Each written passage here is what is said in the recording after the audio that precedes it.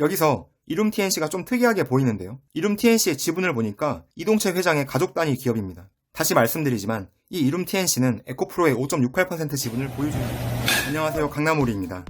주말 동안 에코프로 BM과 관련한 최근 이슈를 LNF와 비교하며 간단히 정리해봤습니다. 그리고 에코프로 지배구조에 대한 생각을 추가했습니다.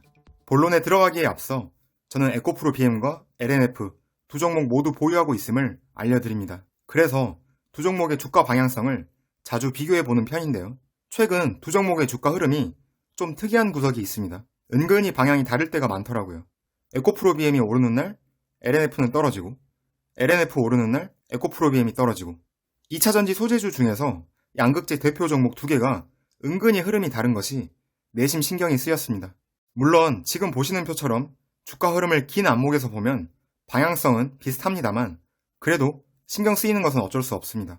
2차전지 소재주의 주가 흐름은 작년 11월 말을 기점으로 조정을 받고 있는 모습인데 에코프로 BM은 특히나 1월 말에 주가가 크게 빠졌죠. 1월 21일 오창공장 화재, 1월 24일 에코프로 BM 내부자 거래 의혹, 1월 26일 이동채 회장 포함 임원진 입건. 같은 양극재 사업을 영위하는 LNF 주가에 비해 더 큰 폭으로 빠졌습니다. 에코프로 BM을 바라보는 시선이 많이 갈리는 시기입니다. 성장을 주목할 것이냐, 악재에 주목할 것이냐. 양극재 종목을 투자하는 분의 투자 아이디어는 되게 비슷할 겁니다. 전기차 판매량 전망, 배터리 수요 증가, 양극재 수요 증가. 이 논리에 따라서 에코프로 BM이든 LNF든 주식을 매수하셨을 테죠.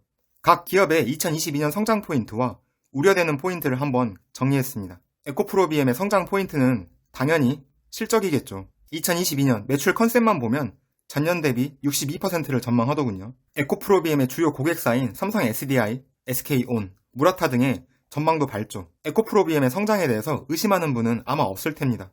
LNF도 마찬가지죠. 2022년 매출 컨셉은 전년 대비 117% 성장을 전망하고 있고 주요 거래처 LG에너지솔루션, SK온의 전망도 밝습니다. 그리고 레드우드와의 합작 투자 등 기대되는 포인트가 있습니다. LNF의 성장도 에코프로 BM과 마찬가지로 잘 클 것 같아요. 두 기업의 차이는 리스크 문제로 보입니다. 두 업체 모두 반도체 공급 부족에 따른 고객사의 생산량 감소라는 우려 섞인 시선을 받지만 에코프로 BM의 경우 최근 화재에 따른 생산성 저하 그리고 고정비 증가 등의 문제가 남아 있습니다. 적어도 이 문제는 2022년 실적에는 악재로 통할 것입니다. 또한 내부자 거래 의혹으로 오너리스크도 이슈로 떠올랐습니다. 이번 이슈로 이동채 회장이 사퇴 등을 검토하고 있다는 뉴스가 있을 정도입니다. 만약 정말 그가 사퇴한다면 자연스럽게 이동채 회장의 승계 이슈가 떠오릅니다. 이렇듯 두 기업 간의 차이가 조금씩 보이고 있는 요즘인데요. 이 영상에서는 에코프로의 승계 이슈에 대해 좀 더 살펴보고자 합니다.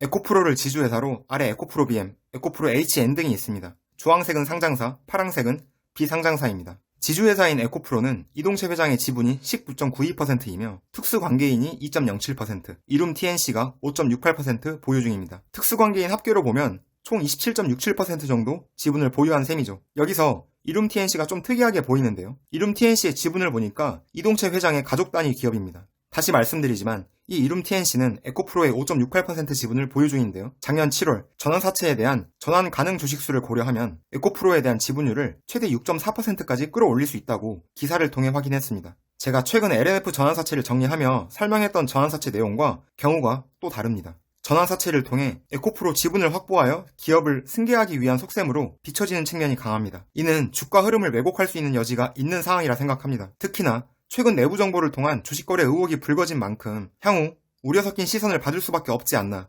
생각이 듭니다. 저는 기관의 목표 주가 변동성을 자주 참고하는 편인데요. 에코프로에 대한 증권사 목표 주가를 한번 보시죠. 에코프로는 한 건밖에 없더군요. 직접 목표 주가 14만원에서 10만원으로 낮췄죠. 그만큼 부정적으로 보는 생각을 느낄 수 있습니다. 물론 2월 18일 종가 76,100원인 점을 고려하면 우상향을 기대할 수 있겠지만 그 기대 수익률이 낮아진 점, 목표 주가가 하향된 점을 꼭 같이 참고하셔야겠습니다. 다음으로 에코프로 BM 목표 주가를 볼까요? 2월에 나온 목표 주가만 나온 표인데요. 15개의 증권사 중 9개의 증권사가 목표 주가를 하향했습니다. 1월 말에 있었던 화재, 내부자 거래 의혹 등이 포함된 이유일 것이라 생각합니다. 에코프로 BM의 2월 18일 종가 347,800원인 점을 고려하면 목표 주가는 여전히 높으나 절대적인 목표 주가만 볼 것이 아니라 저 목표 주가의 변화를 꼭 함께 참고하셔야 할 것입니다. 끝으로 LNF를 보겠습니다. 에코프로 BM과 달리 목표 주가를 하향한 곳은 없고 상향한 곳이 두 곳 보이네요. 오늘 준비한 영상은 여기까지입니다. 아무래도 제 생각을 다이렉트로 전하기에는 저도 좀 부담스러웠습니다. 그래서 증권사 목표주가 변화표를 통해 대신 제 생각을 전달했습니다. 현재 보유하신 분이라면 한 번 더 냉정하게 되돌아보며 검토해보는 시간을 가졌으면 합니다. 영상 끝까지 시청해주셔서 감사합니다.